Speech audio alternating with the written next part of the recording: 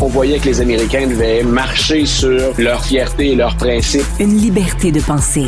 Mais il le fait d'une façon particulièrement grossière et maladroite. Une force internationale. Et même, on va plus loin. Luc La Liberté.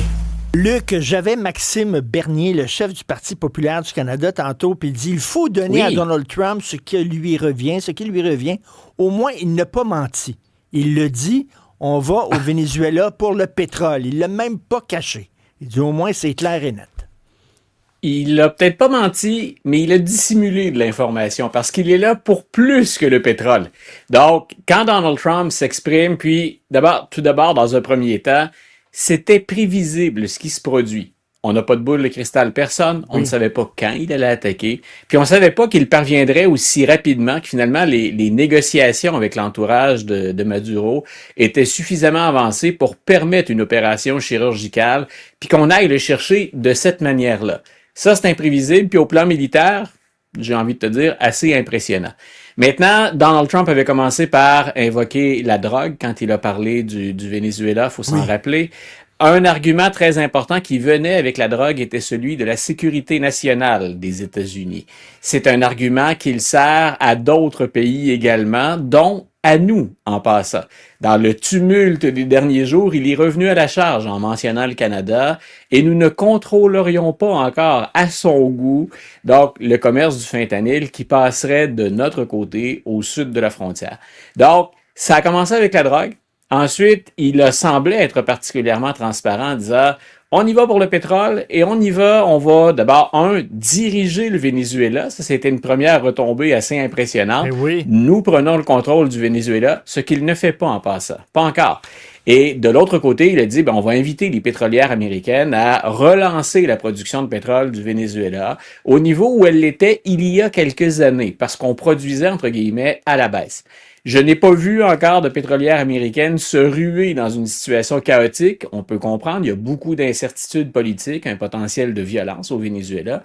Puis l'autre chose, le cours actuel du pétrole, c'est peut-être un peu moins intéressant d'aller investir autant au Venezuela. Mais il y a plus que ça. Ce qu'il ne dit pas, Donald Trump, ou il le dit autrement, mais pas en associant directement le Venezuela, c'est qu'il est là pour plus que le pétrole.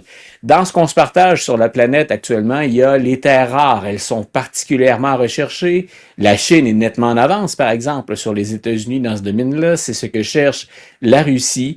On est là aussi pour des intérêts stratégiques. Quand on a tous les deux partagé le nouveau plan de sécurité nationale des États-Unis, ça nous a été, c'est toujours en ligne, hein? Quand on nous a partagé ce nouveau plan de sécurité nationale, il y avait carrément cette volonté pour Donald Trump d'imposer des sphères d'influence. On va laisser des choses aux Russes, on va laisser des choses aux Chinois surtout, mais en Amérique, dans l'hémisphère ouest, là, vous êtes chez nous, vous êtes sur notre territoire. Protéger ce territoire-là pour en contrôler les ressources. Donc, c'est ce qu'il fait. C'est une partie du jeu d'échecs ou c'est une partie du plan qu'on joue avec le Venezuela. Et de l'autre, puis je te laisse me relancer, c'est une belle démonstration. Quand je dis une belle, ça a l'air sarcastique et un brin sadique, mais c'est toute une démonstration de force. Est-ce qu'il est prêt à répéter l'expérience? En tout cas, il peut dire et mettre de l'avant la puissance américaine et le fait qu'il est prêt à l'utiliser. Est-ce qu'il va le faire vraiment? A-t-il intérêt à le faire? Ça, c'est autre chose. Mais moi, je suis curieux, là, sa base réagit comment? Oui. Parce que Donald Trump, il avait dit dans son premier mandat, on est tanné d'être la police du monde, puis on ne commencera pas à s'immiscer encore dans les affaires internes des autres pays.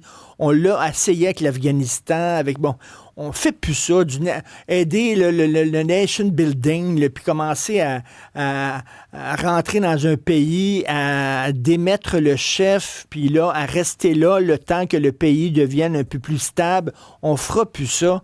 Mais là, c'est le contraire qu'il est en train de faire, là. Et c'est là où tout l'argumentaire, ou entre guillemets le spin, ou la récupération de l'incident, ça devient important. Il met de l'avant le courage, la préparation, la puissance des troupes. Il met de l'avant le fait que, et il a raison, je veux dire, on a vu des manifestations au Venezuela de gens qui se réjouissaient. Je suis pas certain que l'avenir est plus prometteur maintenant, mais je suis pas vénézuélien, je n'ai pas vécu dans un régime autoritaire.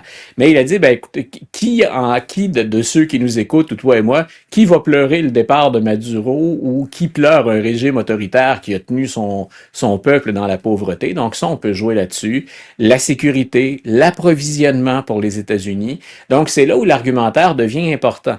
Mais ça avait déjà commencé avant les fêtes. On trouve que le président américain, du moins pour une partie de sa base, on trouve qu'il se mêle trop de politique étrangère. Est-ce que de frapper si près, en jouant avec les arguments qu'il a présentés, ça peut réconcilier ceux qui doutaient ou qui étaient ébranlés? On va le savoir assez tôt, ça. Mais effectivement, ça semble contradictoire. Le président a beaucoup, et même pour nous qui le suivons depuis longtemps, c'est rare que Donald Trump a parlé autant de politique étrangère ou d'enjeux internationaux que depuis son retour à la Maison-Blanche, mais en plus dans les dernières semaines. Les 5 ans de l'assaut sur le Capitole aujourd'hui, écoute, est-ce qu'on en sait un peu plus là, sur l'intervention, la participation de Donald Trump là-dedans? Est-ce qu'il a encouragé vraiment les troupes à entrer dans le Capitole ou pas? Il y a encore une ambiguïté là-dessus. Moi, je pense que Donald Trump, par le jugement de la Cour suprême sur l'immunité criminelle du président et par sa victoire, s'est sauvé d'un fort mauvais pas. C'était le cas pour la Géorgie dans le cas de l'interférence électorale pour laquelle on avait les fameux appels téléphoniques.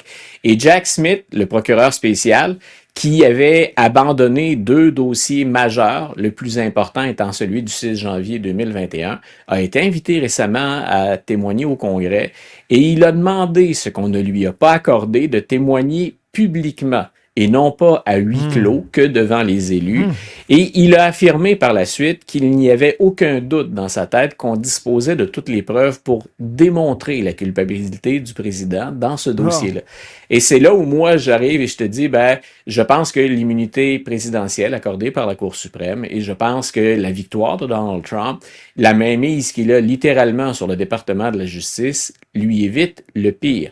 Ce que j'aimerais rappeler à ceux qui nous écoutent, et il y avait plein de gens partagés là-dessus, c'est que si les gens se rappellent, le 6 janvier, la plupart de nous, en tout cas de ceux qui suivent les États-Unis, son histoire et sa politique, la mâchoire nous avait décroché quand on a vu ça, parce que ce sont des gestes d'une rare violence contre les institutions politiques qu'on ne voit pas souvent aux États-Unis dans toute l'histoire américaine.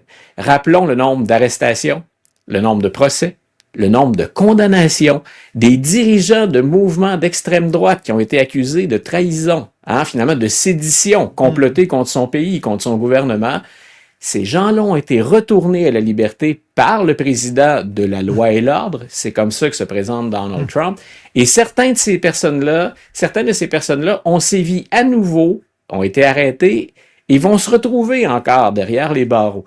Et pour moi, cette attaque-là, il y a eu l'intermède Joe Biden, mais c'est ce qui me faisait craindre le pire en cas de retour de Donald Trump. C'est ce gars-là ne veut pas lâcher le pouvoir, il est prêt à tout. Et remarque à quelle vitesse il procède cette fois-là. On n'a qu'un an, même pas encore un an de présidence Trump passé, et j'ai jamais vu un tel chambardement. Pour certaines activités, là, on pourrait revenir sur d'autres présidences, mais dans l'ensemble de la présidence, je n'ai jamais vu un président bousculer autant l'ordre établi puis défier les lois et les conventions. Et il est revenu à la blague, mais il est revenu en disant « Je pourrais me présenter pour un 3e mandat », mais tu sais, des fois, il semble blaguer Donald Trump, mais il est beaucoup plus sérieux que ce qu'on le croit. Écoute, un dossier important, Richard, à suivre, ça va être les préparatifs de l'élection 2026, mais ça, on a l'année pour en parler, ça se fait en novembre. Merci beaucoup, Luc. Bonne journée. Salut. Bye.